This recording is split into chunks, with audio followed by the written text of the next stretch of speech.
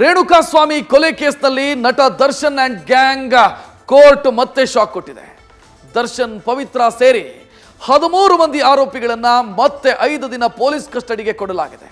ಈ ವೇಳೆ ಜಡ್ಜ್ ಆರೋಪಿಗಳಿಗೆ ಟಾರ್ಚರ್ ಕೊಡುವಂತಿಲ್ಲ ಅಂತ ಪೊಲೀಸರಿಗೆ ಸೂಚಿಸಿದ್ದಾರೆ.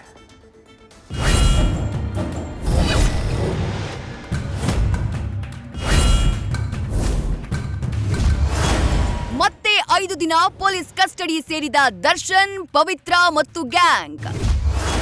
ದರ್ಶನ್ ಸೇರಿದಂತೆ 13 ಆರೋಪಿಗಳು ಪೊಲೀಸರ ವಶಕ್ಕೆ. ಕರ್ಮಫಲ ಅನುಭವಿಸದೆ ಎಲ್ಲಿಗೆ ಹೋಗಬೇಕು? ದರ್ಶನ್, ಪವಿತ್ರ ಮತ್ತು ಪಟಾಲಂ ಮತ್ತೆ ಪೊಲೀಸರ ಕಸ್ಟಡಿ ಸೇರಿದ್ದಾರೆ. ಅಮಾಯಕ ರೇಣುಕಾಸ್ವಾಮಿಯನ್ನ ಬರ್ಬರವಾಗಿ ಕೊಲೆ ಮಾಡಿದ ನಟ ದರ್ಶನ್, ಪವಿತ್ರ ಗೌಡ ಹಾಗೂ ಗ್ಯಾಂಗ್ ಸದ್ಯಕ್ಕೆ ಪೊಲೀಸರ ಆತಿಥ್ಯವೇ ಖಾಯಂ ಆಗಿದೆ. ಯಾಕಂದ್ರೆ ಕೊಲೆ ಮಾಡಿದ ಪ್ರಕರಣದಲ್ಲಿ ದರ್ಶನ್ ಅಂಡ್ ಗ್ಯಾಂಗ್ನ ನ್ಯಾಯಾಲಯ ಮತ್ತೆ 5 ದಿನಗಳ ಕಾಲ ಕಸ್ಟಡಿಗೆ ನೀಡಿದೆ. ಈ ಮೂಲಕ ಜೂನ್ 20ರವರೆಗೆ ದರ್ಶನ್, ಪವಿತ್ರ ಸೇರಿ ಡೆವಿಲ್ ಗ್ಯಾಂಗ್ನ 13 ಆರೋಪಿಗಳು ಪೊಲೀಸ್ ಕಸ್ಟಡಿಯಲ್ಲೇ ವಾಸ ಮಾಡುವಂತಾಗಿದೆ. ಕಸ್ಟಡಿಯಲ್ಲಿ ತೊಂದರೆಯಾಯ್ತಾ ಅಂತ ಆರೋಪಿಗಳಿಗೆ ಜಡ್ಜ್ ಪ್ರಶ್ನೆ. ಇನ್ನು ದರ್ಶನ್ ಅಂಡ್ ಗ್ಯಾಂಗ್ನ ಇವತ್ತು ಕೋರ್ಟ್ಗೆ ಹಾಜರುಪಡಿಸಲಾಯಿತು. ಈ ವೇಳೆ ಸರ್ಕಾರದ ಪರ ಎಸ್ಪಿಪಿ ಪ್ರಸನ್ನಕುಮಾರ್ ವಾದ ಮಾಡಿದ್ರೆ, ಆರೋಪಿಗಳ ಪರ ಪ್ರವೀಣ್ ತಿಮ್ಮಯ್ಯ, ನಾರಾಯಣಸ್ವಾಮಿ, ಅನಿಲ್ ಬಾಬು ಪ್ರತಿವಾದವನ್ನ ಮಾಡಿದ್ರು. ಈ ವೇಳೆ ಜಡ್ಜ್ ಕಸ್ಟಡಿಯಲ್ಲಿ ತೊಂದರೆಯಾಯ್ತಾ ಅಂತ ಆರೋಪಿಗಳಿಗೆ ಪ್ರಶ್ನೆ ಮಾಡಿದ್ರು. ಈ ಸಂದರ್ಭದಲ್ಲಿ ಆರೋಪಿಗಳು ಇಲ್ಲ ಅಂತ ಉತ್ತರಿಸಿದ್ರು.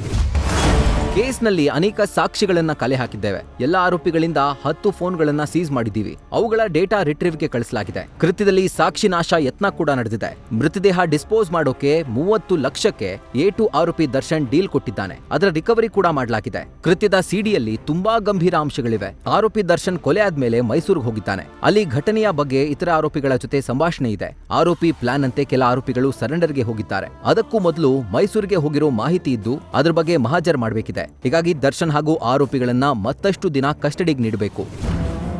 ದರ್ಶನ್ ಈಗಾಗಲೇ ಎಲ್ಲ ಹೇಳಿಕೆ ನೀಡಿದ್ದಾರೆ. ಮಹಾಜರ್ ಪ್ರಕ್ರಿಯೆ ಆಗಿದೆ. ಪ್ರಕರಣದಲ್ಲಿ ಪೊಲೀಸರು ಕಾನೂನು ಉಲ್ಲಂಘನೆ ಮಾಡಿದ್ದಾರೆ. 5ನೇ ಮತ್ತು 14ನೇ ಆರೋಪಿಗಳ ಜೊತೆ ಮೃಗೀಯವಾಗಿ ವರ್ತಿಸಿದ್ದು, ಕರೆಂಟ್ ಶಾಕ್ ಕೊಟ್ಟು ಟಾರ್ಚರ್ ನೀಡಿದ್ದಾರೆ. ಮಹಿಳಾ ಆರೋಪಿಗೆ ತುಂಬಾ ನೋವು ನೀಡಲಾಗಿದೆ. ಪೊಲೀಸರು ಮಹಿಳೆ ಅಂತ ಸೌಜನ್ಯವಾಗಿ ವರ್ತಿಸಿಲ್ಲ. ಆರೋಪಿಗಳ ಮೊಬೈಲ್ ವಶಕ್ಕೆ ಪಡೆದಿದ್ದಾರೆ. ಈ ನಡುವೆ ಆರೋಪಿಗಳು ಪೊಲೀಸರ ಮುಂದೆ ಕೊಟ್ಟ ಹೇಳಿಕೆ ಹೊರಸೋರಿಕೆ ಆಗಿದೆ. ಅವರ ಬಗ್ಗೆ ತುಂಬಾ ಕೆಟ್ಟದಾಗಿ ಬಿಂಬಿಸಲಾಗ್ತಿದೆ. ಈ ಆರೋಪಿಗಳು ರೇಣುಕಾಸ್ವಾಮಿಗೆ ಕರೆಂಟ್ ಶಾಕ್ ಕೊಟ್ಟಿದ್ದಾರೆ. ಆ ಡಿವೈಸ್ ಇನ್ನೂ ಸಹ ಸಿಕ್ಕಿಲ್ಲ. ಇದನ್ನ ಆರೋಪಿಗಳು ನಾಶ ಮಾಡಿರುವಂತಹ ಸಾಧ್ಯತೆ ಇದ್ದು ಅದರ ರಿಕವರಿ ಮಾಡಬೇಕು. ಎಲ್ಲದಕ್ಕೂ ಆರೋಪಿ ದರ್ಶನ್ ಕಾರಣ ಅಂತ ಹೇಳೋದು ಎಷ್ಟು ಸರಿ? 5 ದಿನ ವಿಚಾರಣೆ ಮಾಡಿದ್ರು ರಿಮ್ಯಾಂಡ್ ಅರ್ಜಿ ನೀಡಿಲ್ಲ. ಸುಪ್ರೀಂ ಕೋರ್ಟ್ ಈಗಾಗಲೇ ಸ್ಪಷ್ಟವಾಗಿ ಹೇಳಿದೆ, ಸಿಡಿಯಲ್ಲಿ ರಿಮ್ಯಾಂಡ್ ಅರ್ಜಿ ಇರಬೇಕು. ಆದ್ರೆ ಇಲ್ಲಿ ಪೊಲೀಸರು ಕೊಡ್ತಿಲ್ಲ. ನ್ಯಾಯಾಧೀಶರು ಪ್ರಶ್ನೆ ಕೇಳುವಾಗ ಕಣ್ಣೀರು. ಇನ್ನು ನ್ಯಾಯಾಲಯಕ್ಕೆ ಬರುವಾಗಲೇ ಕಣ್ಣೀರು ಹಾಕ್ತಾ ಬಂದಿದ್ದ ಪವಿತ್ರ ಗೌಡ ನ್ಯಾಯಾಧೀಶರು ಪ್ರಶ್ನೆ ಕೇಳುವಾಗಲೂ ಕಣ್ಣೀರಿಟ್ಟಿದ್ದಾರಂತೆ. ಆರ್ಥಿಕ ಅಪರಾಧಗಳ ನ್ಯಾಯಾಲಯದಲ್ಲಿ ಎಲ್ಲ ಆರೋಪಿಗಳ ಹಾಜರಾತಿಯನ್ನು ಕೋರ್ಟ್ ರಿಜಿಸ್ಟರ್ ಮಾಡಿಕೊಂಡಿದೆ. ಎಲ್ಲರ ಬಳಿ ಹೇಳಿಕೆಯನ್ನ ಪಡೆದು ನೋಂದಣಿ ಮಾಡಲಾಗಿದೆ. ಒಟ್ಟಾರೆ ಮಾಡಿದ್ದುಣ್ಣೋ ಮಾರಾಯ ಅನ್ನುವಂತೆ ಒಬ್ಬ ಅಮಾಯಕನನ್ನ ಬರ್ಬರವಾಗಿ ಕೊಲೆ ಮಾಡಿದ ದರ್ಶನ್ ಅಂಡ್ ಗ್ಯಾಂಗ್ ಮತ್ತೆ ಪೊಲೀಸರ ಆತಿಥ್ಯವನ್ನ ಸ್ವೀಕರಿಸುವಂತಾಗಿದೆ. Vishnu Prasad, news first, Bengaluru. News first ನಿರ್ಭೀತಿಯಿಂದ ನಿಮ್ಮ ಪರವಾಗಿ.